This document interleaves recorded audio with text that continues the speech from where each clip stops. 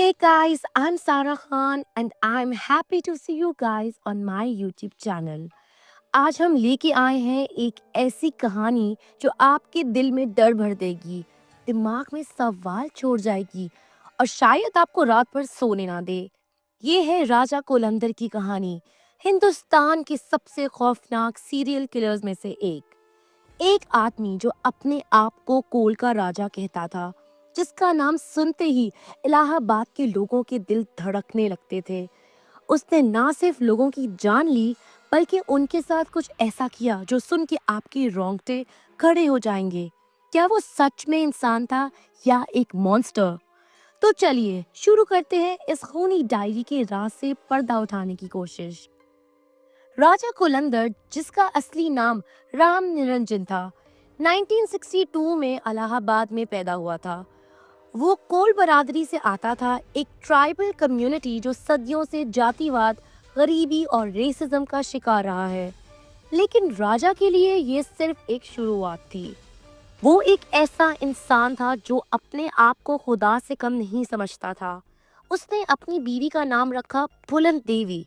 जी हाँ, उसी infamous डुकोइट turn politician के नाम पर। और अपने बच्चों के नाम अदालत, जमानत और अंदरुन रखा। ये नाम उसके दिमाग की सोच को दिखाते हैं, एक ऐसा शख्स जो अपने आप को कानून से ऊपर एक राजा समझता था। राजा की जिंदगी शुरू से ही आसान नहीं थी। कोल बरादरी के लोग अक्सर सोसाइटी के बॉर्डर पर रहते हैं और राजा के साथ भी यही था।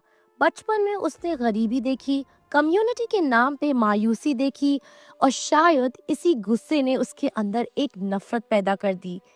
लेकिन उसने अपना गुस्सा गलत रास्ते पर निकाला। शुरू में वो एक कार चोरी करने वाली गैंग का लीडर था जो सड़कों पर लोगों को लूटती थी।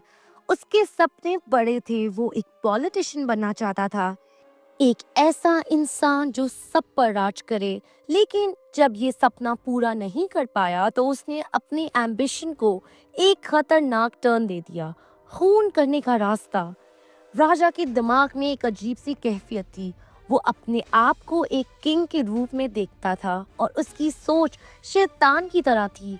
लेकिन उसके इस सफर में एक चीज थी जो उसको अलग करती थी, उसकी डायरी, जिसमें उसने अपने हर जुर्म का हिसाब रखा था। राजा कुलंदर के जुर्म ऐसा था जो हिंदुस्तान के ट्रू क्राइम के इतिहास में एक काला चैप्टर बन गया। वो अपने शिकार से पहले दोस्ती करता, उसका भरोसा जीतता और फिर उनको अकेले सड़कों पर या अपनी नानी के खेत में लेकर जाके मौत के घाट उतार देता था। उसके कत्ल का तरीका एकदम अजीब था, गोली मारना, सर काटना और बॉडी के टुकड़े टुकड़े करना। लेकिन जो बात इस कहानी को और भी खौफनाक बनाती है वो है उसकी डायरी, राजा की डायरी।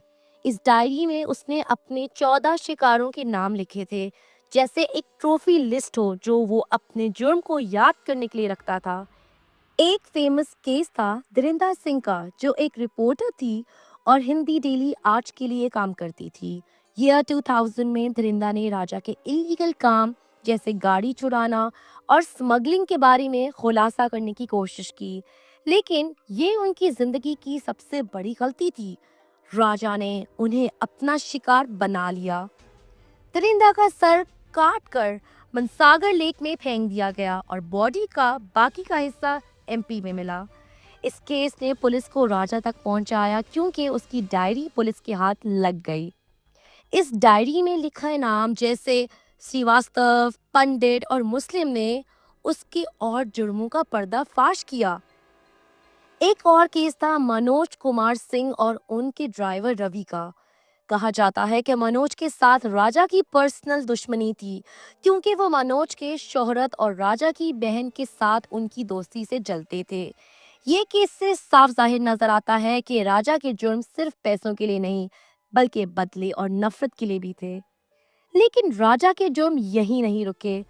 उस पर इल्जाम था कि वो अपने शिकार के दिमाग को खाता है।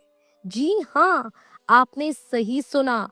कहा जाता है कि राजा को यकीन था कि दिमाग खाने से, रैप्चरस अपलॉज से उसकी ब्रेन पावर में इजाफा होता था। उसने अपने शिकार के स्कल्स को अपने फार्म हाउस के बाहर दरख्त पर लटकाया और उन पर जाति का नाम लिखा, जैसे श्रीवास्तव या पंडित। ये उसके दिमाग में छुपी नफरत और सामाजिक जातिवाद के खिलाफ बदला लेने की फीलिंग्स को दिखाता है। अब बात करते हैं राजा कोलंदर के दिमाग की। नेटफ्लिक्स के Indian predator the diary of a serial killer में एक्सपर्ट्स कहते हैं कि राजा एक गॉड कॉम्प्लेक्स से सफ़र कर रहा था। वो अपने आप को एक राजा, एक खुदा समझता था। उसने अपने शिकार की स्कल्स के साथ मॉक कोर्ट हेयरिंग्स किए, जिस जैसे वो कोई जज हो। ये उसकी सोच को दिखाता है, एक ऐसा इंसान जो अपने आप को दुनिया से ऊपर समझता था। कैनिबलिज्म के इल्जाम ने राजा को और भी खौफनाक बना दिया। कहा जाता है कि वो अपने शिकार के दिमाग को पकाता और खाता था। ये सोचकर इससे उसकी अकल या ताकत बढ़ जाएगी, लेकिन ये बात कोर्ट में कभी प्रूव नहीं हुई, शायद फोरेंसिक एविडेंस की कमी की वजह से। फिर भी उसके फार्म हाउस के बाहर लटकते स्कल्स और उन पर लिखे जाति के नाम, जैसे मुस्लिम या पंडित, ये दिखाते हैं कि उसके दिमाग में सोसाइटल हियार्की के खिलाफ एक गुस्सा था। राजा के जुर्म के पीछे सोसाइटी भी एक रीजन थी।